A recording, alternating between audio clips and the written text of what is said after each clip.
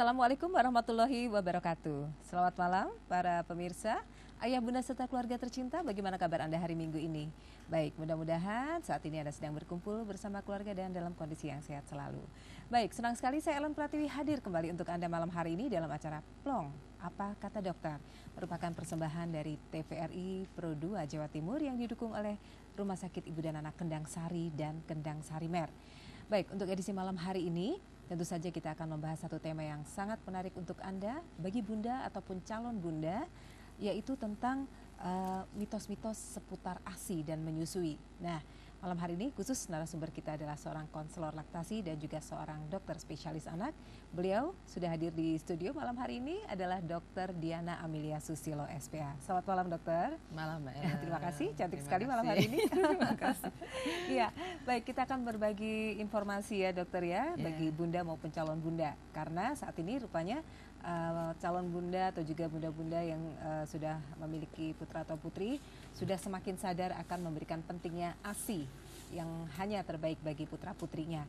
Tapi selain udah mengerti tentang ASI, ada ini nih, ada mitos-mitos yang kadang-kadang ada yang bisa benar, ada yang enggak. Karena kan katanya-katanya gitu loh dokter.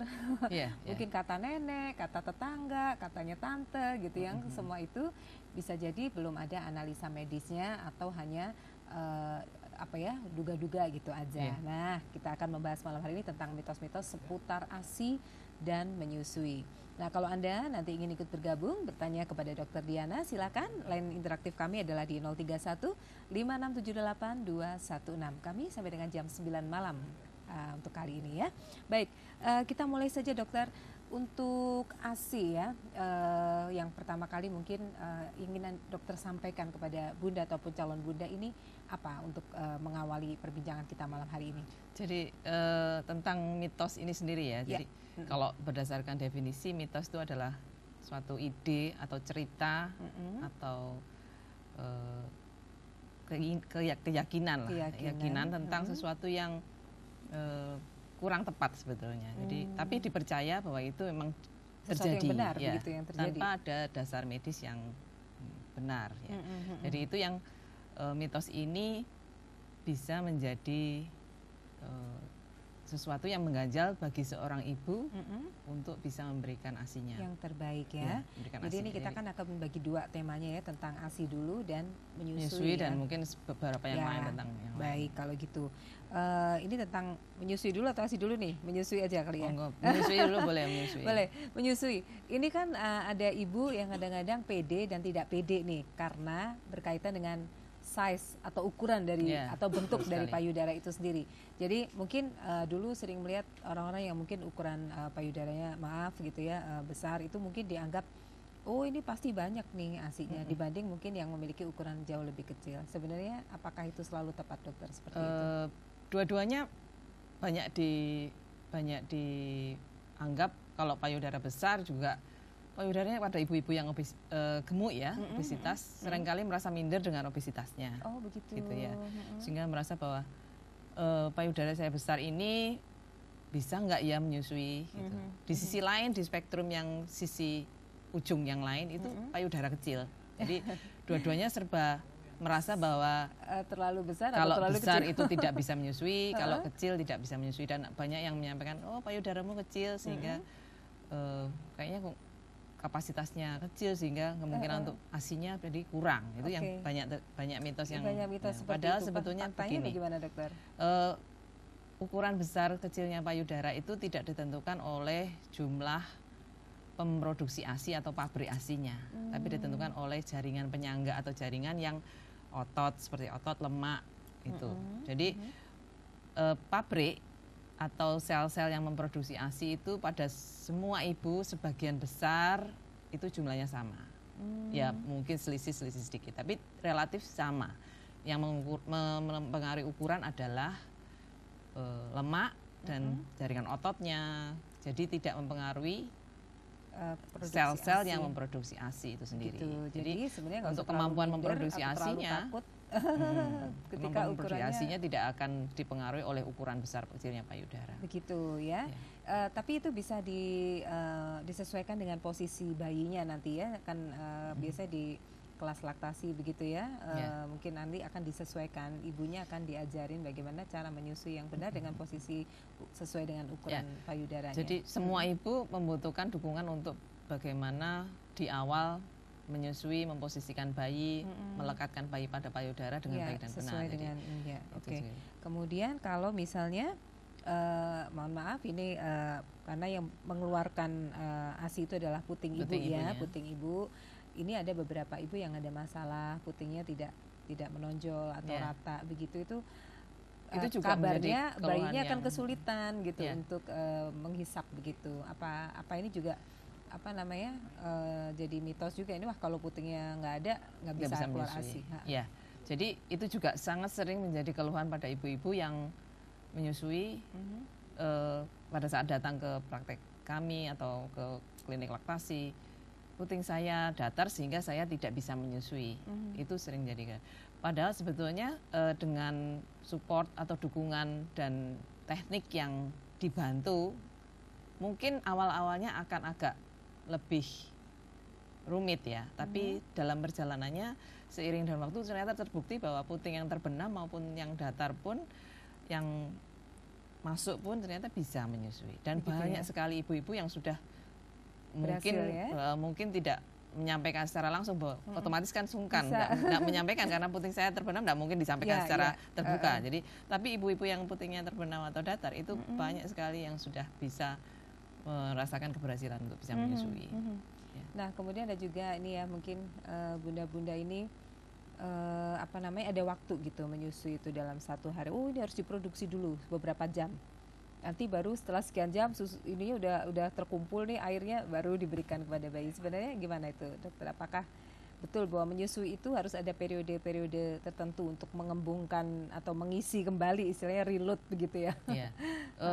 Kalau menyusui itu tidak tergantung dari penuh atau tidaknya payudara, tapi tergantung bagaimana bayi kita respon terhadap keinginan bayi untuk menyusu. Istilahnya responsif untuk tanda-tanda bayi menyusui, tanda bayi ingin minum atau menyusui. Jadi bayi mulai lapar itu menunjukkan tanda-tanda bahwa dia bergerak untuk mencari, misalnya dia menoleh ke kanan, menoleh ke kiri, memasukkan tangan ke mulut, kemudian dia mengeluarkan suara-suara seolah-olah mencari ibunya. Nah itu sebagai salah satu tanda dia ingin menyusu.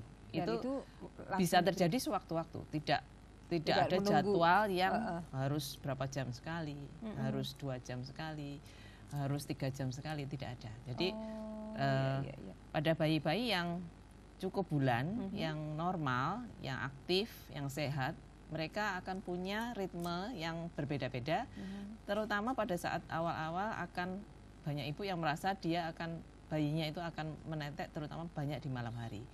Dan itu normal ya, jadi malam hari sering menyusu, mungkin tidak menunggu 2 jam, 1 jam, bahkan setengah jam minta lagi, kemudian minta lagi, itu normal. Saja ya. Siang hari dia mungkin jedanya lebih panjang, lebih banyak tidur 2 jam atau 3 jam, kemudian baru menyusu lagi, itu normal. Asalkan di waktu-waktu yang lain dia aktif, bukan tidur panjang. Artinya kita juga lihat kondisi bayinya, apakah kondisi bayinya sedang sakit atau tidak. Kalau kondisi bayi sakit, maka kita mungkin harus mendorong bayinya untuk aktif untuk menyusu. Tapi kalau bayinya tidak dalam kondisi sakit, bayinya sehat, aktif, maka biarkanlah bayi yang akan menentukan jamnya. Diberikan saja gitu keinginan bayinya. Ya, betul sekali. Dan itu biasanya langsung ikut berproduksi ya untuk ASINya ya. Semakin sering diproduksi, ASINya akan semakin berlimpah. Ya. Oke, jadi itu tadi ada beberapa, mungkin bunda-bunda ada yang khawatir ya,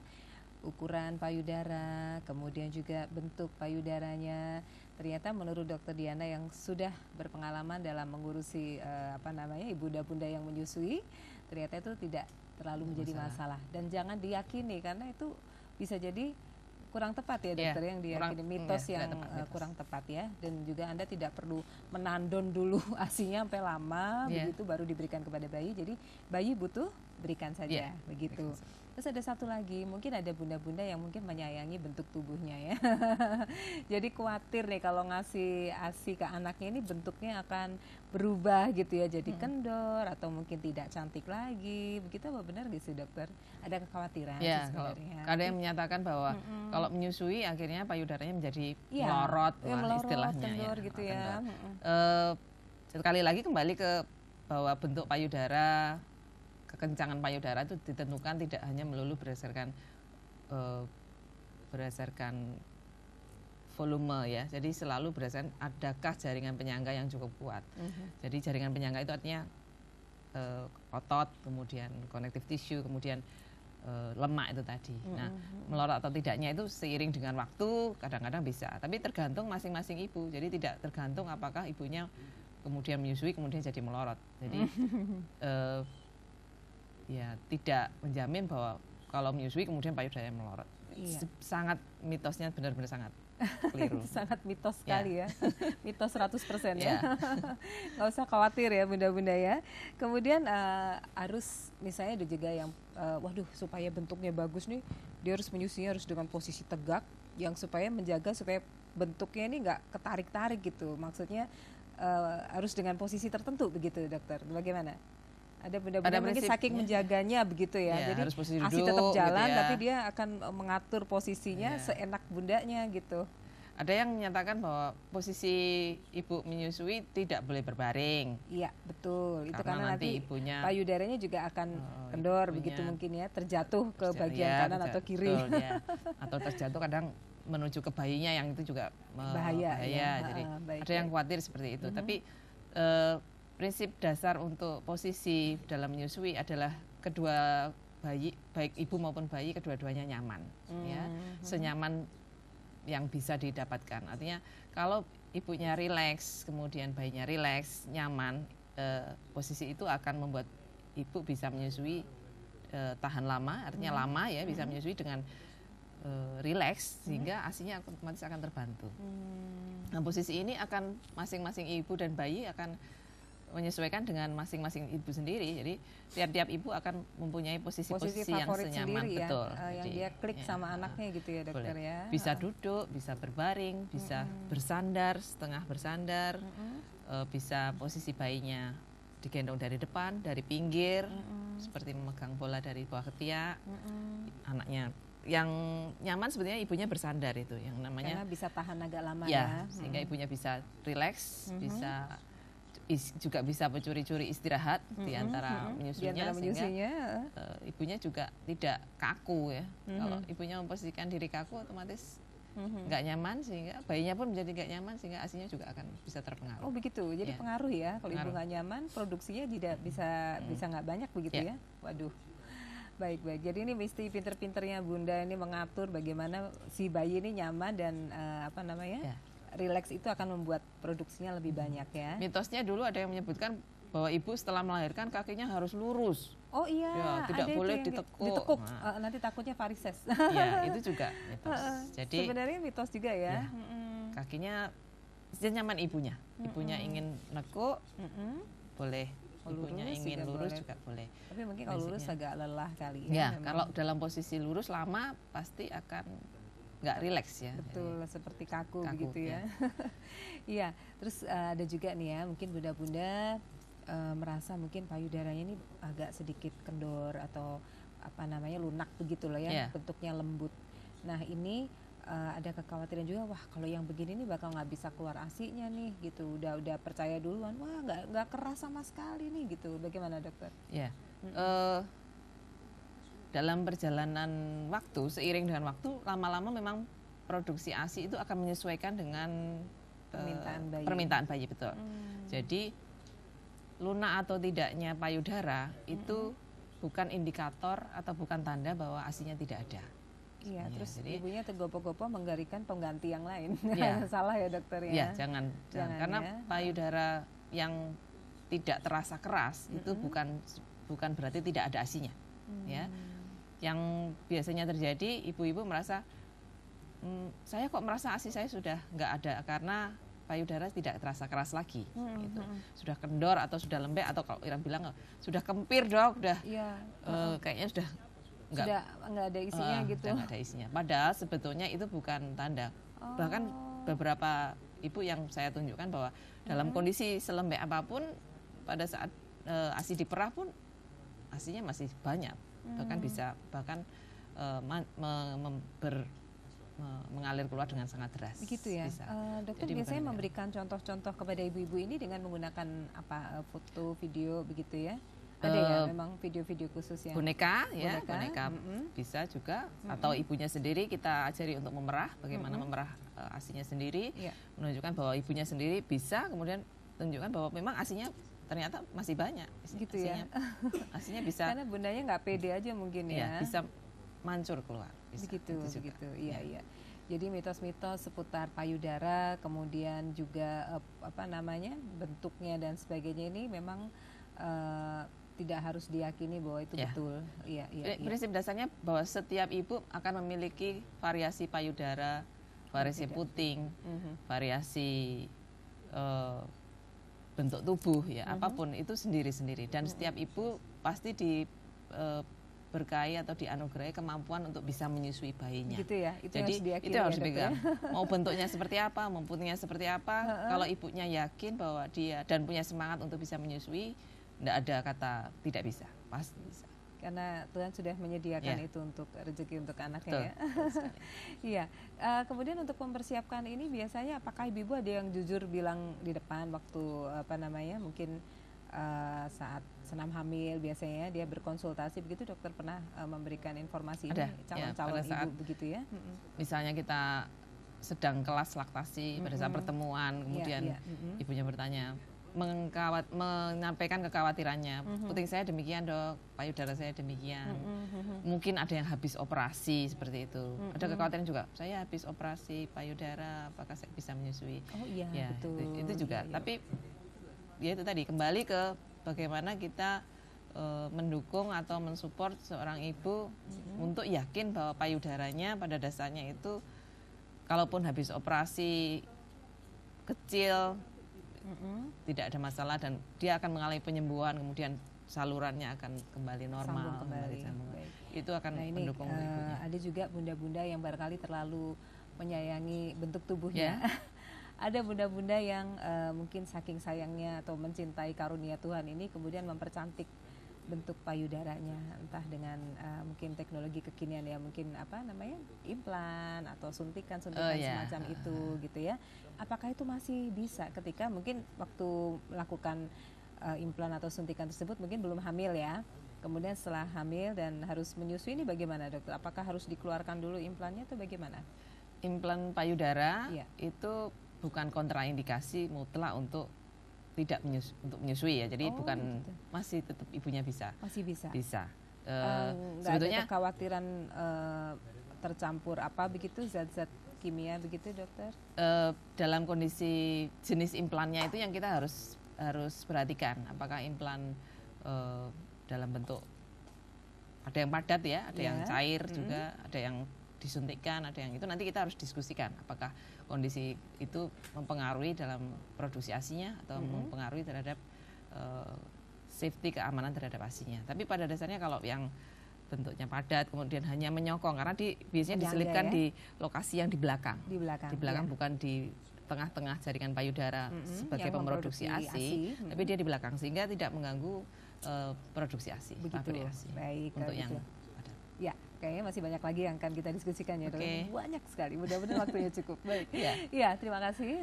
Untuk saat ini kita harus break dulu, dokter. Dan untuk ayah bunda serta calon bunda dan keluarga tercinta, kami akan terus melanjutkan ngobrol-ngobrol tentang mitos-mitos seputar ASI dan menyusui bersama Dr. Diana Amelia Susilo, SPA. Setelah kita ikuti yang berikut ini. Pro 2 saluran digital TVRI Jawa Timur, Senin malam. Pukul 20 waktu Indonesia Barat. Plong, ngobras, ngobrol bareng komunitas.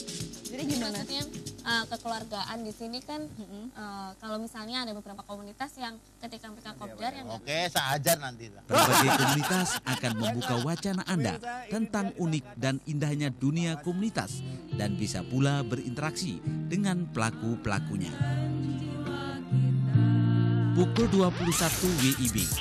Music for You, genre EDM, Electro Dance Music.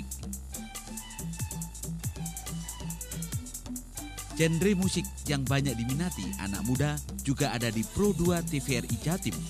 Anda bisa request dan memilih lagu dan berinteraksi langsung dengan pembawa acara yang akrab. Kalian lagunya. Ada rencana apa hari ini? Hari ini rencanaku yang nonton TV sepuasnya. Ganggu aja nih, lagi asik-asik dalam juga. TV analog, gambar dan suaranya nggak jelas. Ini dia. Sudah saatnya kita nonton TV digital, gambar dan suaranya mantap. Pilihan programnya juga banyak loh. TV digital emang canggih kan? TV digital dari Kominfo.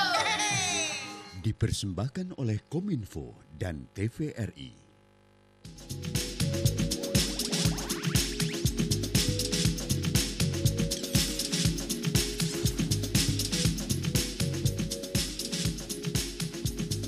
Ya, ayah bunda serta keluarga tercinta, kami masih hadir untuk Anda dalam Plong. Apa kata dokter? Masih membahas tentang mitos seputar ASI dan menyusui bersama Dr. Diana Amelia Susilo SPA, seorang konselor laktasi. Dan saya Ellen Pratiwi, mengucapkan terima kasih juga untuk dukungan Rumah Sakit Ibu dan Anak Kendang Sari dan Kendang Sari Mer. Yuk, bunda-bunda atau juga calon bunda, tanya aja deh apa aja yang berkaitan dengan ASI atau juga menyusui di 031 5678 216. Sekali lagi 031 5678 216. Kami akan bersama Anda sampai jam 9 nanti ya. Baik, kita lanjutkan kembali ya bunda-bunda atau juga calon bunda. Kalau tadi di sesi yang pertama Dr. Diana sibuk menyampaikan tentang mitos-mitos seputar payudara ya. Biasanya bunda-bunda ada kekhawatiran dengan posisi atau juga kondisi payudaranya atau juga ukurannya. Sekarang kita memasuki mitos-mitos seputar ASI-nya sendiri nih ya. Baik, ini kalau saya pernah dengar nih zaman dulu nih, ASI yang pertama kali dikeluarkan oleh bunda atau ibu-ibu itu kok malah dibuang ya. Dengar-dengar begitu, katanya itu apalah namanya ampas atau apalah kotor. Gitu ya, kotor begitu ya, karena basi, bentuknya basi, kotor atau juga apa namanya butek gitu kan, warnanya nggak jelas. Iya, itu gimana dokter? Itu mitos ya. Mitos banget ya, salah banget ya. Jadi kolostrum atau ASI yang dikeluarkan oleh payudara selama 1 hari sampai 5 hari, ada yang 5 hari sampai 3 hari lah kurang lebih, 3 sampai 5 hari pertama itu adalah zat yang sangat penting untuk melindungi bayi di awal-awal kehidupannya malah. Jadi kalau dibuang sangat-sangat mitos dan sangat-sangat keliru, sangat-sangat sayang sekali, jangan dibuang. Gitu. Jadi ASI kolostrum itu memang diproduksi sebetulnya sejak hamil. Jadi pada saat ibu hamil usia kehamilan 12 sampai 16 minggu, kolostrum itu sudah diproduksi di dalam payudara seorang ibu hamil ya. Kemudian semakin lama semakin banyak produksinya dan pada saat melahirkan kemudian kolostrum itu akan keluar. Kemudian sampai hari ketiga sampai hari kelima. Nah, kolostrum ini kenapa strukturnya kental? Karena dia tinggi protein. Ya, tinggi protein dan komposisinya memang berbeda dengan fase ASI yang berikutnya.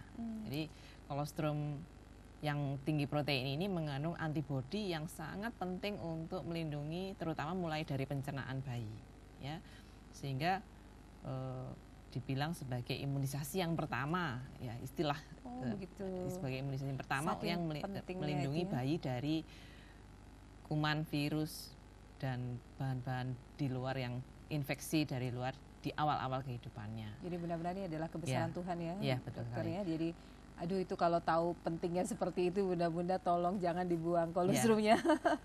Fungsinya memang tidak dominan mengarah ke nutrisi karena banyak sekali seringkali ibu-ibu yang melahirkan kemudian dari awal sudah IMD ya, inisiasi menyusui dini, kemudian menanyakan kepada saya atau bahkan orang neneknya lah ASInya pada sudah keluar dok. Kolostrum itu memang seringkali tidak kelihatan karena jumlahnya yang sedikit, sangat sedikit ya, dalam hari-hari awal jumlahnya sedikit, seringkali tidak kelihatan, kemudian agak sulit untuk dilihat di perah gitu, sehingga yang akan mendapatkan sebetulnya bayinya pada saat dia menghisap. Ya. Yang kerasa Dan bayinya ya. jangan sampai terbuang, emang kalau bisa ya tetap dihisap oleh bayinya Baik. selama 3 hari pertama, 3 sampai 5 hari pertama. Mm-mm. Dan fungsi utamanya adalah fungsi imun, fungsi kekebalan, bukan fungsi melulu fungsi nutrisi yang kita anggap bahwa berarti bayi lahir harus segera minum, tidak seperti itu. Tidak harus segera mendapatkan kalori atau nutrisi, bukan. Yang utama adalah fungsi imunnya itu tadi, yang imunologisnya, untuk melindungi dia dari dunia sekitarnya yang di luar itu memang banyak virus, kuman dan Bayangannya bunda-bunda dan juga nenek-neneknya mungkin haus nih gitu, Ya. kasihan haus gitu, padahal itu belum diperlukan sebenarnya pada saat-saat awal ya, ya. karena ada cadangan cairan nutrisi yang dimiliki bayi dibawa pada saat dari dalam kandungan selama 3 hari pertama itu tadi. Jadi nggak usah khawatir ya, tapi biasanya memang ada takut Kekhawatiran, lah, ya. aduh ini bayi gimana nanti gitu kalau Kok misalnya nggak minum, kok dibiarkan tidak Kok minum dibiarkan? selama 3 Iya, hari. kayaknya- Padahal sebenarnya bayinya juga mendapatkan kolostrum. Ya, kolostrum memang bukan berarti dia tidak ada kalorinya, ada kalorinya, cuman tidak sebanyak kalau sudah ASI yang fase Gitu. berikutnya. Tapi yang utama adalah fungsi imunologis. Ya. Baik, kalau gitu ya, mungkin bunda-bunda dan calon bunda juga sudah mulai memahami pentingnya kolostrum untuk imunisasi awal bagi bayi Anda ya, dan tidak usah khawatir bahwa bayi Anda takut kehausan atau kelaparan, bahwa pada saat kelahiran pertama tuh belum butuh Terlalu banyak kalori banyak karena untuk dia punya cadangan. cairan sebenarnya. ya. Baik. Nah, ini kalau sudah fase kolostrum lewat nih, Ya. 3 sampai 5 hari sudah mulai diproduksi kan ASI ini. Nah, ini mungkin bunda-bunda juga bingung. Ada mitos juga, ini kalau ASINya encer nggak ada isinya nih. Ini ASI yang ibu itu tuh kental, yang saya encer nih gimana gitu. Mungkin Ya. lebih bagus yang ibu ini gitu. Mungkin suka banding-bandingin gitu ya, dokter Ya, ya. Gimana, dokter? Tapi memang seringkali ASI itu kalau begini salah, begitu salah. Begini salah, begitu Karena salah. tiap orang pasti unik lah, Iya, berbeda ya. jadi- Tiap bunda akan pasti punya produksi ASI yang sendiri begitu Iya, ya. betul. Masing-masing ibu mempunyai komposisi yang sangat spesifik untuk ibu itu sendiri, Dan untuk anak itu sendiri. ya itu yang paling cocok buat anak Iya, ya, seperti betul sekali. begitu ya. Iya, betul. Nah, masalah tentang encer atau kentalnya, Iya. memang dari sejak awal fasenya aja kolostrum, kemudian ASI transisi selama 2 minggu awal, setelah kolostrum, kemudian setelah 2 minggu 3 minggu dia masuk ke fase ASI matur. Nah, itu dalam masing-masing fase itu bisa sangat berbeda, bisa istilahnya dinamis. ASI itu sangat dinamis. Dari menit ke menit, bahkan pagi siang itu bisa berbeda. Kemudian dari waktu ke waktu dia berkembang, dia berubah. Oh, begitu, ada seiring perubahan dengan ya. waktu. Nah, encer atau kentalnya ASI ini dipengaruhi oleh semakin banyak volume ASI-nya, ya. Jadi awal-awal ASI yang encer itu memang karena dia mengandung cairan yang cukup banyak, yang memang dibutuhkan oleh bayi, cairan Pada yang saat cukup, awal. ya. Di awal menyusui dia membutuhkan cairan yang banyak. Kemudian makin menyusuinya lama, semakin ke belakang, komposisi ASI akan berubah.